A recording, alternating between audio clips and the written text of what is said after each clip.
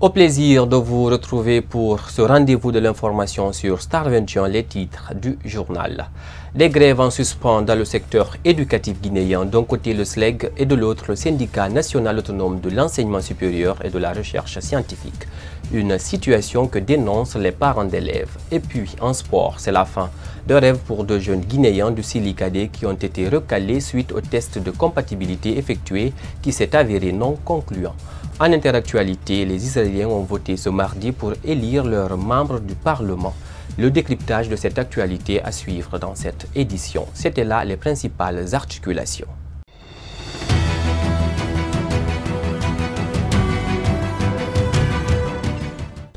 À tous, bonsoir et bienvenue. Des candidats morts et d'autres en état d'observation dans des hôpitaux, voilà le bilan de ces derniers jours lors des épreuves sportives censées ouvrir le concours de recrutement de l'armée guinéenne. Les conditions dans lesquelles se déroulent ces épreuves sont, semble-t-il, extrêmes et chaotiques. Interpellées sur la situation, les autorités militaires ont réagi en promettant de s'exprimer à la fin des épreuves fixées le 11 avril prochain. Plusieurs annonces ont été faites ce lundi par le ministre des Sports, de la Culture et du Patrimoine historique. Parmi ces initiatives figurent la poursuite des inventaires du patrimoine culturel national ainsi que l'élargissement du Festival des arts de la culture. Suivez. Nous prendrons cette année une semaine où nous allons occuper tous les espaces. Le palais du peuple sera la plaque tournante où le livre, l'art culinaire, la mode, et tous les autres secteurs de la culture vont montrer au peuple de Guinée ce dont la Guinée est capable de faire. Il y a la mise en œuvre du projet d'appui à la population active du secteur culturel en République de Guinée. L'organisation du concours national littéraire doté du Grand Prix du président de la République. L'organisation du marché international de percussion. La mise en place d'une commission de travail pour le retour des biens culturels pillés. Nous allons complètement reconstruire le musée national de Sandra Baria, de reconstruire et faire l'extension. Les plans sont déjà disponibles, nous avons rencontré l'entreprise et le jour à venir, nous allons procéder à la pose de la pierre. En ce qui concerne les infrastructures, selon le ministre, les réalisations porteront sur la construction des centres multifonctionnels sportifs, d'études et de loisirs pour les jeunes dans plusieurs villes du pays. Suivez à nouveau. Deux à Conakry, un à Mamou, un à Kouroussa et un à Zérekoré pour un montant de 10 millions de dollars américains avec la Badia. Ça, ce n'est pas des promesses. Ça, c'est des choses qui seront réalisées en 2017. La construction des infrastructures sportives et d'accueil de la CAN 2025. Et concernant les palais de sport, là aussi je vous garantis, lorsque nous allons lancer la construction des infrastructures pour la CAN 2025, nous ferons en sorte que dans toutes les grandes villes de Guinée, parallèlement aux infrastructures de foot, nous allons réaliser des palais de sport dans toutes ces grandes villes. La construction de plateaux d'animation sportive pour booster le sport pour tous. Le sport pour tous est un projet que nous avons monté au ministère, nous sommes en train de le vendre. C'est un projet qui va nous permettre d'enlever les jeunes dans la rue.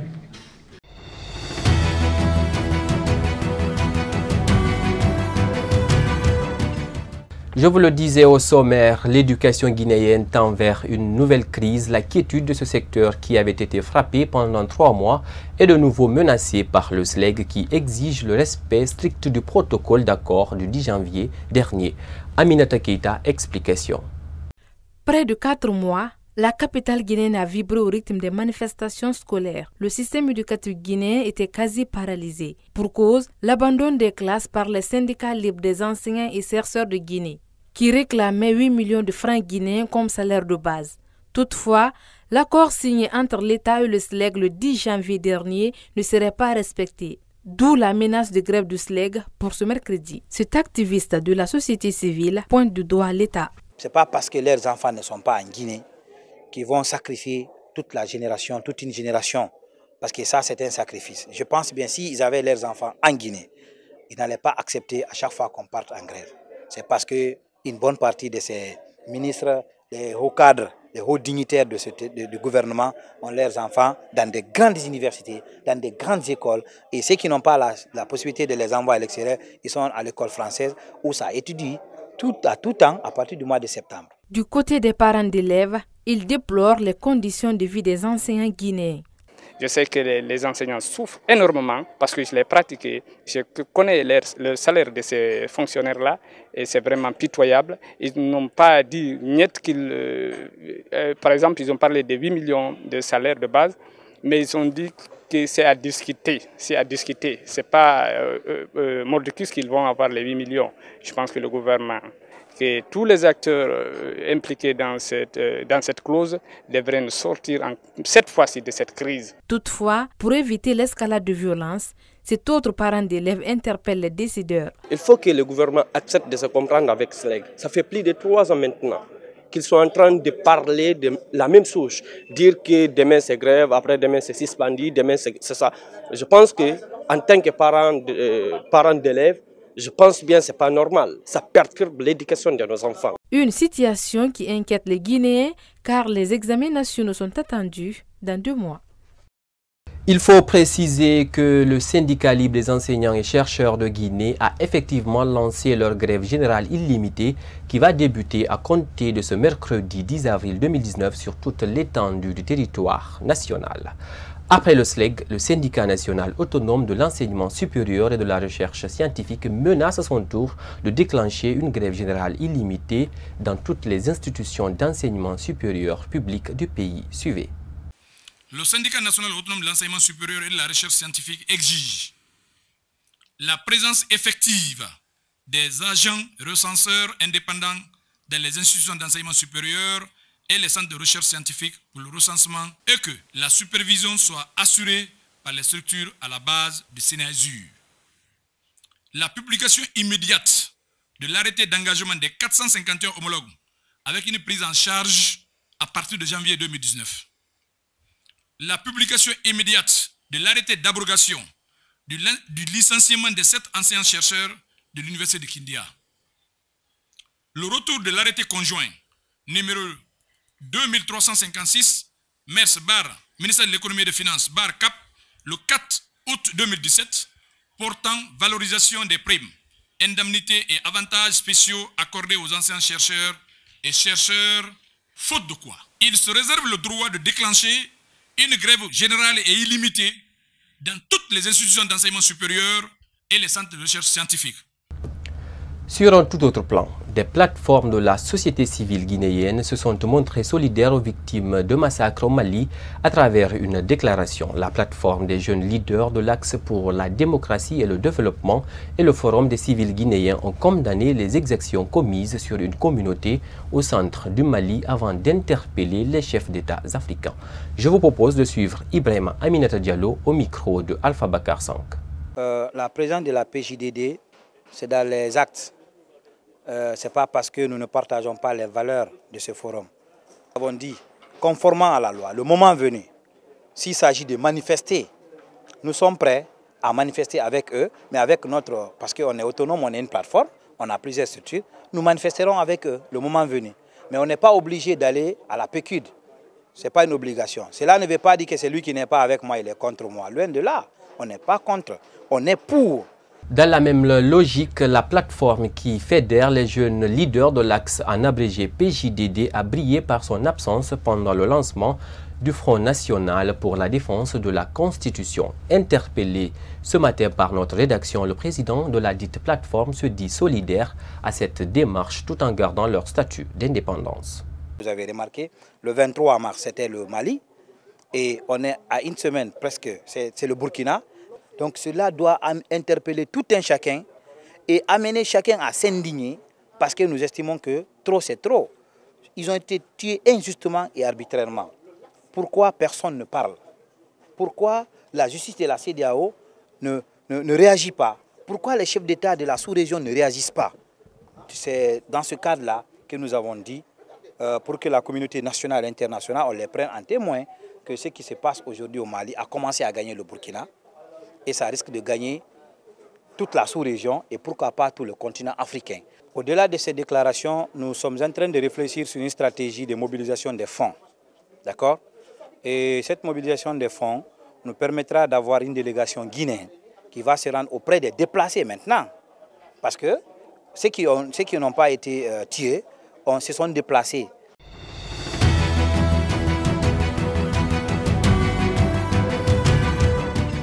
Sport à présent, dans cette édition, 2 joueurs du Sili national cadet ont été recalés lors du test de l'imagerie à résonance magnétique IRM au Maroc. Le Sili, qui poursuit son stage de préparation, de ce côté frôle de justesse la disqualification en vue de la prochaine CAN Tanzanie 2019.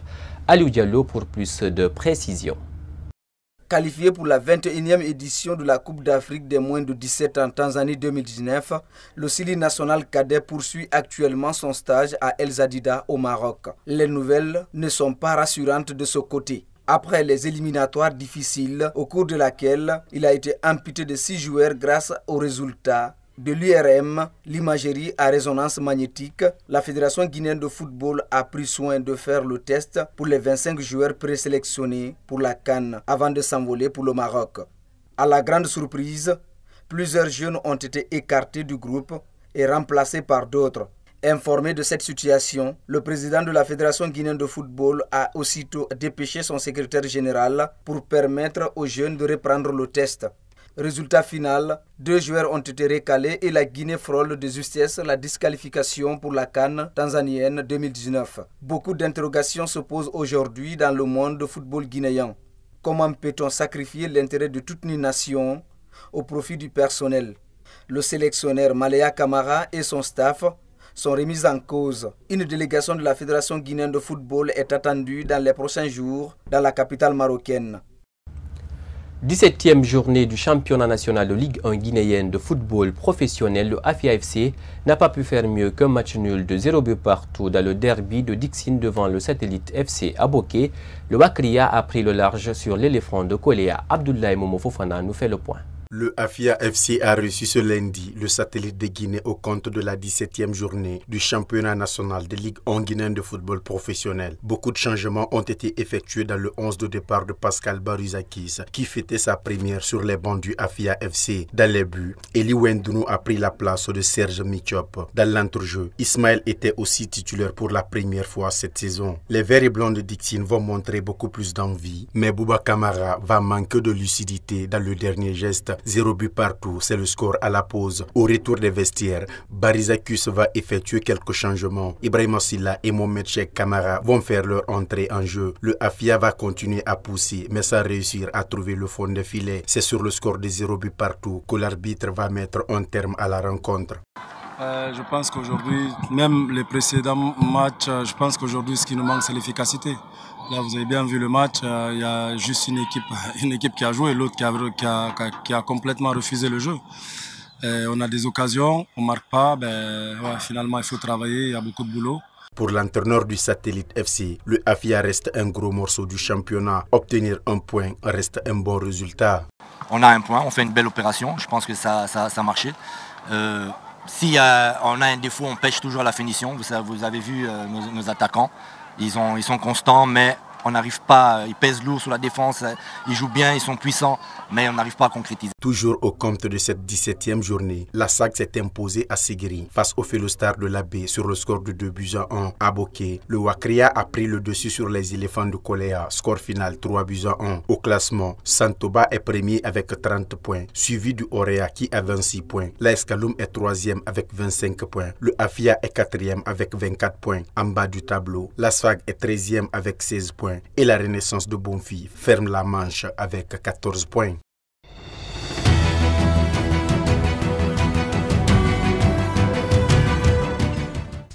Sur le continent, une semaine jour pour jour après la démission d'Abdelaziz Bouteflika, le Parlement algérien a officialisé la vacance définitive du pouvoir. À ce titre, conformément à la Constitution, le président du Conseil de la Nation, la Chambre haute algérienne, a été nommé président par intérim du pays ce mardi 9 avril, malgré l'opposition de la rue. Kadiatou Chérif Fofana, reportage.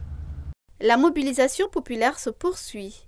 En plus des grandes manifestations du vendredi, tous les jours de petits rassemblements citoyens ont lieu. Principale revendication, un renouvellement total de la classe dirigeante. Ce mardi, Abdelkader Ben Salah, président du Conseil de la Nation, a été nommé président par intérim pour 90 jours lors d'une réunion du Parlement algérien. Cette nomination, qui arrive une semaine après la démission d'Abdelaziz Bouteflika le 2 avril sous la pression conjuguée de la rue et de l'armée, est conforme à ce que prévoit la Constitution. Elle va toutefois à l'encontre de ce que réclament les Algériens qui continuent à manifester massivement pour réclamer le départ de l'ensemble du système Bouteflika dont Abdelkader Ben Salah est issu. Il a été un ardent défenseur de la révision de la Constitution qui a permis en 2008 la levée de la limitation des mandats et l'ouverture de la voie pour la présidence à vie de Bouteflika. Abdelkader Ben Salah a également soutenu un 5e mandat de ce dernier qui a fait sortir en masse les Algériens dans les rues. Trouver un homme consensuel est le but de cette mobilisation. Les Algériens ont de nouveau défilé pour exiger que ce soit exclu du processus de transition. Les hommes clés du système, un trio, a été particulièrement visé. Abdelkader Ben Salah, Taïb Belaïz, le président du Conseil constitutionnel, et Nourdine Bedoui, le Premier ministre. Depuis la mort de Mouammar Kadhafi en 2011, la Libye est devenue un pays sans État, toujours plongé dans le chaos. Aujourd'hui, ce pays reste divisé entre deux organisations rivales avec une situation sécuritaire critique. Je vous propose ce commentaire signé Salimatou Diallo. Aujourd'hui, la Libye est totalement divisée. Les milices continuent de régner à maître alors que l'économie stagne, même si depuis quelque temps, les Libyens peuvent enfin retirer plus facilement de l'argent dans les banques. Il s'agit d'une légère amélioration dans la vie quotidienne des Libyens. Mais bon nombre d'entre eux sont dans une posture économique qui les oblige à fuir leur pays. Une situation inimaginable au temps de Kadhafi. À cette époque, la Libye était parmi les pays les plus riches du continent. Les Libyens vivaient dans l'opulence alors qu'aujourd'hui, ils sont économiquement pris à la gorge. Par ailleurs, le gouvernement soutenu par la communauté internationale est toujours dans l'incapacité d'assurer la sécurité des citoyens. Ainsi, il est toujours très difficile de circuler d'une ville à l'autre. Les Libyens eux-mêmes se font kidnapper et rançonner. L'État est également de plus en plus visé par des attaques, souvent revendiquées par le groupe État islamique. Ce dernier est toujours très actif dans le pays et vise régulièrement les institutions étatiques déjà fragiles. Depuis 2015, deux organisations rivales se disputent la tête du pays, Fayez al-Sarraj et Khalifa Haftar. Le premier est nommé chef du gouvernement d'union nationale en 2015 et est le seul reconnu par la communauté internationale. Fayez al-Sarraj ne dirige que la capitale et ses alentours. En face se trouve le maréchal Khalifa Haftar, cet ancien partisan de Mouammar Kadhafi, contrôle une grande partie du pays, dont les plus importantes ressources pétrolières du pays. Après une courte trêve dans la nuit de dimanche, les hostilités ont repris lundi. Il s'agit d'une 5e journée consécutive du combat, marquée notamment par une importante frappe aérienne. Un avion militaire non identifié a mené une frappe sans faire de victimes contre l'aéroport de Mitiga, seul aéroport fonctionnel de la capitale libyenne. Une attaque revendiquée par les hommes du maréchal Khalifa Haftar. À ce jour, la situation sécuritaire de la Libye inquiète plus d'un.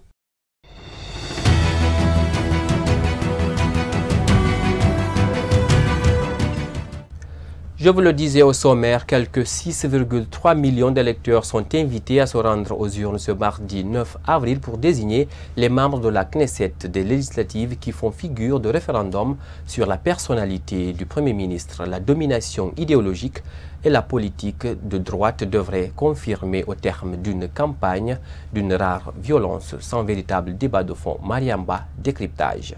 Les bureaux de vote ont ouvert ce mardi en Israël pour des élections législatives qui décideront si le Premier ministre sortant Benjamin Netanyahou enchaîne un 5e mandat ou Benny Gantz impose l'alternance. Pour ce scrutin, plus de 6,3 millions d'Israéliens doivent choisir les 120 députés de la prochaine Knesset, le Parlement monocaméral de l'État. Un scrutin qui met un terme à une campagne électorale particulièrement dure avec des attaques personnelles sans précédent, notamment sur les réseaux sociaux. Le système électoral à la proportionnelle de liste est décrié. Alors, même si le seuil électoral a été amené à 3,25%, Le choix entre 47 listes favorise les petits partis. C'est ainsi que les petits partis font office de fléau de la balance aux faiseurs de roi. Il est fort possible que ce soit à nouveau le cas ce soir à 22h israélienne à la fermeture des urnes. Si Benjamin Netanyahou, candidat à un 5e mandat, et Benny Gantz, ancien chef d'état-major des armées, sont dans un bras de fer dans les sondages. Tous les regards sont désormais tournés vers l'issue de ce vote. Pour rappel, Benny Gantz s'est allié à 2 autres anciens chefs d'état-major pour tenter de faire tomber le Premier ministre sortant qui se présente comme le seul capable d'assurer la sécurité d'Israël. Et puis enfin, c'est la suite des aventures sans fin du Brexit. Theresa May a rencontré ce mardi Angela Merkel, puis Emmanuel Macron. La première ministre britannique va tenter de convaincre la chancelière allemande et le président français du bien fondé de sa dernière demande à l'Union européenne. Repousser la date du Brexit du 12 avril, vendredi prochain, donc au 30 juin. Une demande qui pourrait passer auprès de Berlin. Mais de son côté, Paris est réputé moins accommodant. Samedi, le ministre des Affaires étrangères, Jean-Yves Le Drian, soulignait que le plan présenté par Londres devrait disposer d'un soutien politique clair et crédible. C'était là l'essentiel de l'actualité de ce soir à tous. Merci de nous avoir suivis. Une excellente suite de programmes sur Star 21 TV. N'oubliez pas, vous pouvez retrouver l'intégralité de ce programme sur notre site web le www.star21tv.com. Au revoir à tous.